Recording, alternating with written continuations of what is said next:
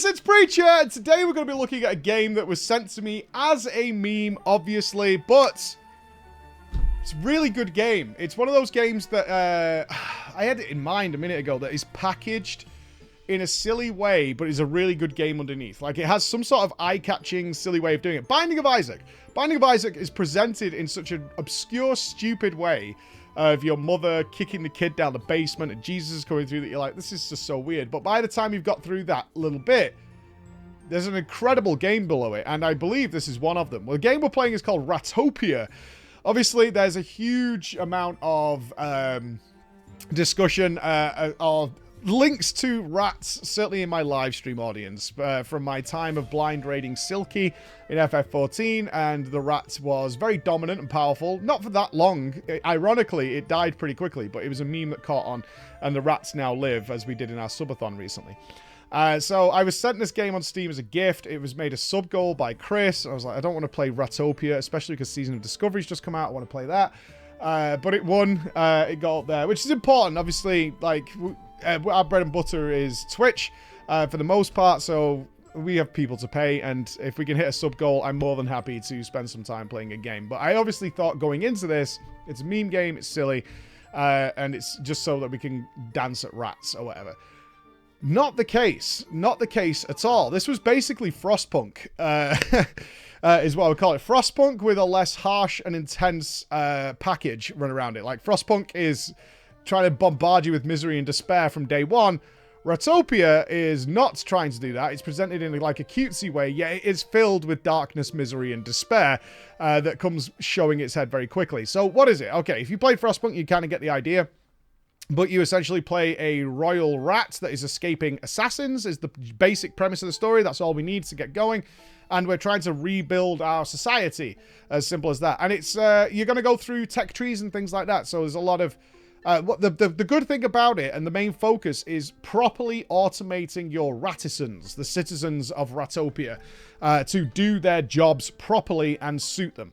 So the way that works is you start off in the very first couple of minutes just like farming your own stuff, like chopping down trees and things like that. But almost immediately, and I'm talking within the first minute and a half, you're going to start acquiring citizens, and you're going to get to choose who you want to join your society, and they all have traits, as you can imagine. So traits like they might be fast, they might be great at production, all the way to they're slobs, they're dirty, their hygiene level's bad. If they get unhappy, they immediately die past a certain level. So their happiness is your happiness level is very important to them, otherwise they'll just fall over and die. Things like that. I did 2 playthroughs, so this is going to be a sort of review after 7 hours of play. Is that my first run ended in absolute disaster, mainly because, and they should do, you shouldn't beat the game day one, that's kind of boring, the game would be too easy. You got to learn the tricks and the trades, right? Because you have the same things you'd have in like Civilization, is you've got to enact, and Frostpunk, ordinances, laws that need to be accounted, which they probably don't like. Some of them like, some of them don't like. They're then going to have various different needs that start mounting at the same time, and it's all about spinning plates, essentially, to manage all of those things. Like, you can constantly recruit rats. Like, every few minutes, more immigrants will arrive looking to come in, and you want more people, because the more people you have, the more tasks you can fulfill, and the more jobs you can give them specifically. So if you build, say, a sawmill or a weavery, something like that, you need a rat to man that in order to get the production line going in a very factory-esque kind of way. So if you think about Satisfactory or something, you need those people to be manning those facilities, otherwise they won't do anything. If you have rats that are assigned to a job, you can then automate what you want them to do. So let's say you want to uncover a certain area. You could give orders like, I want all this area mined out. I want a floor putting in here. I want ladders put in here so that they can traverse. I want all that stuff doing. And anybody who is unassigned will go and deal with those things. And even if then you haven't given them a command, they will go and pick up loot that's left on the floor. They will pick up all the resources and put it into the storage containers so it can be used for production. All those kind of things start happening. And then it comes down into like a base management game, which a lot of us love, like a base management game. But you're also simultaneously going to start having problems. You're going to start getting invaded, which you need to then maybe train military to deal with this. Or you have to deal with it yourself. But you can't heal yourself unless you do certain things. Because so you're going to have to account for that. And then you're going to unlock things that require resources that you simply don't have because you haven't found them then. So then exploration becomes a big deal. All this was great. My first playthrough ended in absolute riot because I made some decisions earlier on that I didn't think would snowball an hour or two later like they did. So, for example, I wanted a nice, neat, tidy base, as many of us do. So what you have around you is various, like, wheat growing, naturally occurring wheat. And you have two choices. You can either chop the fresh wheat down and then take that and it will regrow, but you can't build anything there because the wheat is there, or you can remove it entirely and then you can make your base as more organized as you would like it to be because, you know, you don't have these weird wheat areas. However, removing a few of those dramatically reduces your food count, especially over time as your population grows.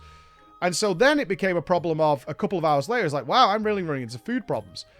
And I noticed that I could build like wheat farms and grain farms, right? I can build actual farms which will constantly produce them. I was like, okay, that's the solution, right? Only to then discover is that, well, actually, you need to start pooling water in order to feed the farms. Well, that makes sense. So where do you get the water from? I'd actually removed some of the water because I found pools of water earlier on in a sort of Terraria style. And I didn't think much of it at the time. And then it was like, oh, well, how do we solve this problem of getting the water from here to here? It's not working. But then storms occur, which creates pools of water. So it's like, can we build a hole? And, you know, all these kind of things start to extend into a game with a lot of depth. And that's where it was like, okay, yeah, this is wrapped in a nice, tidy package. But actually, there's a really good, fulfilling game experience under here, like a genuinely good fulfilling game experience under here that I would expect from the likes of a Frostpunk, etc., which is like, wow, this has got a lot going for it, just in a different cutesy style. But you do get to name the rats and name them after your friends and things like that, and have them working, and you do feel bad when they die, because they do. They obviously die and they need to be buried, otherwise people are going to freak out. And if you don't manage their problems quick enough, they're going to start rioting and start burning the place to the ground, and you have to sort of put them down and manage them. And you might want, they need entertainment, so you can build a circus and a massage parlor to try, and a pub to try and get them to be happier. But if you don't have all the resources, then it doesn't work, and then they get more annoyed. Everything you would want from this kind of game is here, and I was really impressed.